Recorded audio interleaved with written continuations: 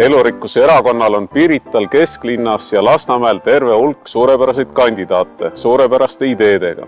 Näiteks minu eesmärgiks on see, et koolilapsed saaksid siit kivimüüride vahelt loodusesse õppima ja kogema meie kodumaa looduse kordumatust ja ilu.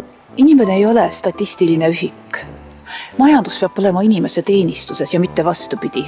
Minu eesmärk on, et Eesti loodus oleks kaitstud ja hoitud ning et Eesti inimene tunneks ennast siin hästi ja oleks terve. Võitlen Eestis energiavaesuse lõpetamise ja jätkusuutlikule majandamisele ülemineku nimel. Mina näen Elurikkuse erakonnas võimalust ühendada keskkonnakaitsjad, teadlased ja pärimuskultuuri hoidjad, et me saaksime üheskoos luua targa ja tugeva kultuuriga riigi. Mina näen, et ühiskonna areng algab iga inimese sisemaailmast. See, kuidas ta iseendaga läbi saab ja kuidas ta oskab oma potentsiaali rakendada.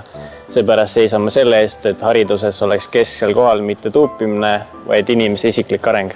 Elurikkuse hoidmiseks on vaja süsteemset lähenemist ja sihipärast tegutsemist. Elurikkus on hea valik.